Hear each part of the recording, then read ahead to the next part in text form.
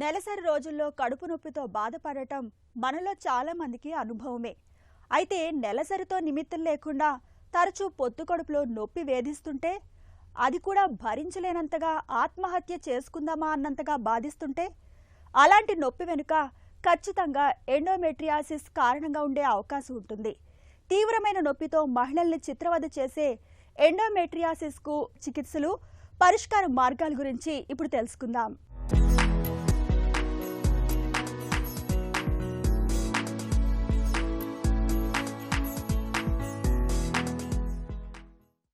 Endometrium పొర ఇది స్త్రీ గర్భాశయం లోపల ఉండే ఒక అద్భుత నిర్మాణం. నెల నెల హార్మోన్ల ప్రేరణకు స్పందిస్తూ గర్భాశయం గోడలకు ఆనుకుని ఈ పొర మందంగా పెరుగుతుంది. ఒకవేళ మహిళ గర్భం ధరిస్తే చిన్ని నలుసుకు స్వాగతం పలికేందుకు, అది గర్భంలో కుదురుకునేందుకు సిద్ధమయ్యే చక్కటి పాన్పు ఇది. ఒకవేళ మహిళ గర్భం ధరించకపోతే ఇది విడిబడి ఋతుస్రావం రూపంలో బయటకు వచ్చేస్తుంది. ఋతుక్రమంలో భాగంగా మళ్ళీ ఈ పొర పెరగటం ఆరంభమవుతుంది. స్త్రీ శరీరంలో ఇది నెల నెల నిరంతరాయంగా జరుగుతుండే సహజ సిద్ధమైన ప్రక్రియ. కానీ కొందరు స్త్రీలలో ఈ ఎండోమెట్రియం పొర గర్భాశయం లోపలే కాదు, దాని బయట కూడా పొత్తి కడుపులో అక్కడక్కడ ఇతరత్రా చోట్ల పెరుగుతూ నొప్పితో పాటు తీవ్ర సమస్యలు తెచ్చిపెడుతుంది. దీని పేరే ఎండోమెట్రియోసిస్. మన యూట్రస్కి సంబంధించినది ఇన్నర్ లైనింగ్ని ఎండోమెట్రియం అంటాము. ఇది ఒకవేళ ఈ సెల్స్ మనకి యూట్రస్లో లోపల లేకుండా ఒక్కొక్కసారి మనకి ఓవరీస్ మీద ఉండటము, లోపల అబ్డొమెన్లో ఉండటము, అండ్ రేర్లీ ఒక్కొక్కసారి లంగ్లో ఉండటము జరుగుతూ ఉంటుంది. సో ఈ ఎండోమెట్రియం అనేది మన ఫీమేల్ హార్మోన్స్కి ఎగ్ రిలీజ్ అయినప్పుడు ఆ ఫీమేల్ హార్మోన్స్ ఎఫెక్ట్ వల్ల అది యాక్టివేట్ అవ్వటం జరుగుతూ ఉంటుంది. So every month endometrial lining మనకి ఇంక్రీజ్ అవుతూ పీరియడ్స్ వచ్చినప్పుడు అది షెడ్ అవుట్ అయిపోతూ ఉంటుంది. సో ఇలాంటి ఎండోమెట్రియల్ సెల్స్ మనకి యూట్రస్లో కాకుండా బయట కనపడ్డప్పుడు అవి ఆ సెల్స్ యాక్టివేట్ అయ్యి అక్కడ కూడా మనకి చెడు రక్తం అనేది అక్కడ కలెక్ట్ అయ్యి ఎండోమెట్రియోసిస్ అనేది ఫామ్ అవుతుంది.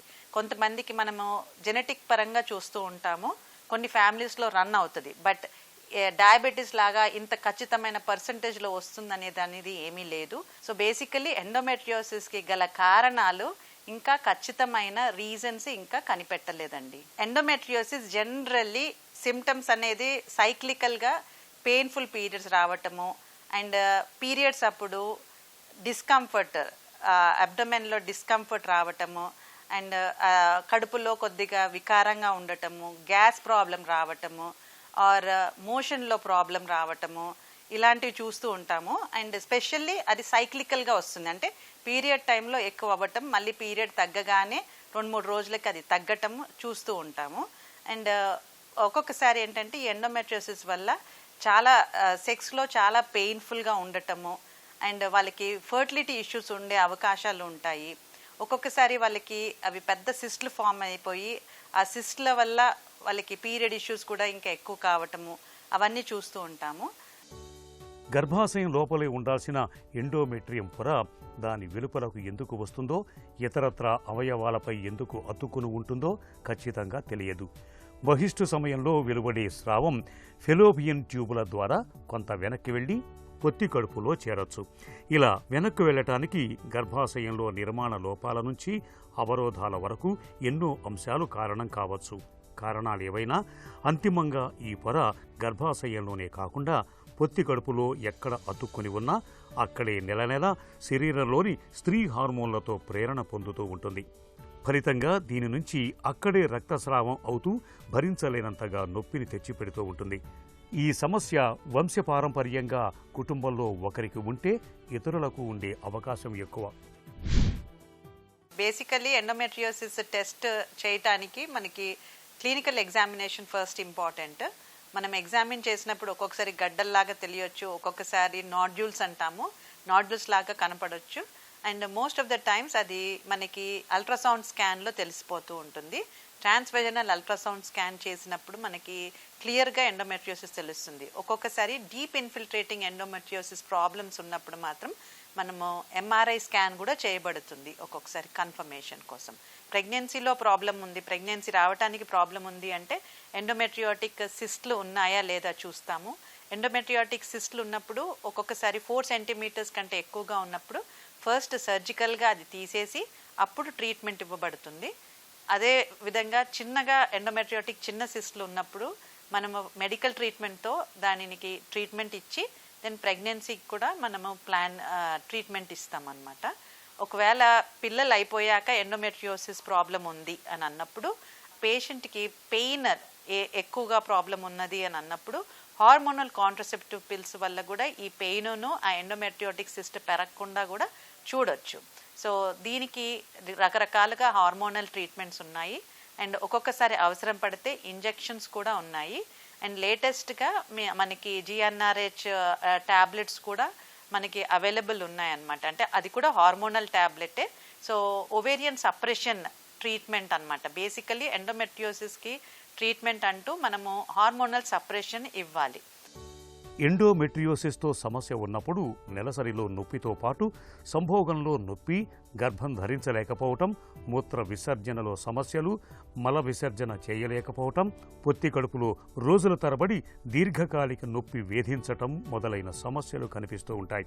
అందుకే ఎండోమెట్రియోసిస్ను ముందుగానే గుర్తించి పరిస్థితి ముదరకుండా ఇటువంటి తీవ్ర సమస్యలు తలెత్తకుండా చూసుకోవటం అవసరం.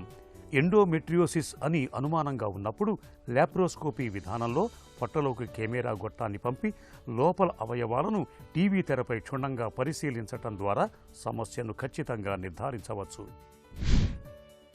సైక్లికల్గా ఏదైనా డిస్కంఫర్ట్ ఉంది అని అంటే ఒకసారి అది ఎండోమెట్రియోసిస్ అయ్యి ఉండవచ్చు. కాబట్టి ఒకసారి ఆబ్స్టెట్రిషియన్ని గైనకాలజిస్ట్ని కలిసి ఎగ్జామిన్ చేసుకొని ఎండోమెట్రియోసిస్ ఉందా లేదా దానికి తగ్గ ట్రీట్మెంట్ తీసుకోవడం ఎంతైనా అవసరం. అండ్ ఒకసారి ఎండోమెట్రియోసిస్ రిలేటెడ్ సర్జరీ అయినప్పుడు ఎప్పుడైనా మనం సర్జరీ చేసినప్పుడు అలాంటి వాళ్ళకి ఓవేరియన్ రిజర్వ్ తగ్గే అవకాశం ఉంటుంది. సో రిపీటెడ్గా సర్జరీస్ చేయకుండా మనం అది కాపాడుకోవాలి. ఎప్పుడైనా సిస్ట్లు ఒక్కొక్కసారి మాకు పేషెంట్లు వస్తూ ఉంటారు, ఎండోమెట్రియోటిక్ సిస్ట్ ఎప్పుడో ఒకసారి 2 years back or 3 years back అయినట్టుగా. సో ఆ సిస్ట్ తర్వాత కూడా వీళ్ళకి మళ్ళీ రికరెన్స్ వచ్చే ఛాన్స్ ఆల్మోస్ట్ 60% ఉంటుంది. కాబట్టి ఇలాంటి వాళ్ళకి రికరెన్స్ రాకుండా ఉండటానికి సర్జరీ అయిన తర్వాత కూడా మెడికల్ ట్రీట్మెంట్ ఎంతైనా అవసరమో ఆ అవేర్నెస్ ఉండాలి. లేకపోతే మళ్ళీ ఆ సిస్ట్ రికర్ అవ్వటం, ఒక్కొక్కసారి ఆ సిస్ట్ పెద్దగా ఉంటే మళ్ళీ రీసర్జరీ చేయటము, వీటిల్లో ఏమవుతుందంటే మనకి ఓవేరియన్ రిజర్వ్ చాలా తగ్గిపోతుంది. ఈవెన్ ఫర్టిలిటీ ఇష్యూ ఉన్న వాళ్ళకి కూడా ఒక్కసారి సర్జికల్ ట్రీట్మెంట్ అవసరం పడ్డ వాళ్ళకి ఇమ్మీడియట్గా వి కౌన్సిల్ దెమ్, వాళ్ళకి చెప్తామన్నమాట, తప్పకుండా ఇమ్మీడియట్గా మీరు మెడికల్ ట్రీట్మెంట్ తీసుకొని మళ్ళీ ప్రెగ్నెన్సీకి రిలేటెడ్ ట్రీట్మెంట్ క్విక్గా తీసుకుంటే సక్సెస్ రేట్ కూడా బెటర్గా ఉంటుందని చెప్తాం. ఎండోమెట్రియోసిస్ తెచ్చిపెట్టే సమస్యలు ఎంత బాధాకరంగా ఉంటాయో చికిత్స కూడా అంత కష్టమని చెప్పక తప్పదు.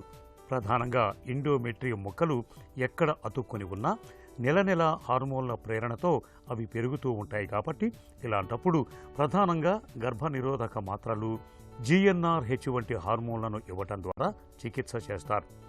మందులతో కూడా ఫలితం లేనప్పుడు ఆపరేషన్ చేసి లాప్రోస్కోపీ ద్వారా చూస్తూ పొత్తి కడుపులో ఎండోమెట్రియం ముక్కలు ఎక్కడెక్కడ ఉన్నాయో అవన్నీ తొలగిస్తారు.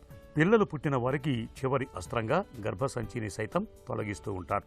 అయితే పరిస్థితి ఇంతవరకు వెళ్లకుండా ఎండోమెట్రియోసిస్ను ముందుగానే గుర్తించి తగిన చికిత్స తీసుకోవటం మేలు.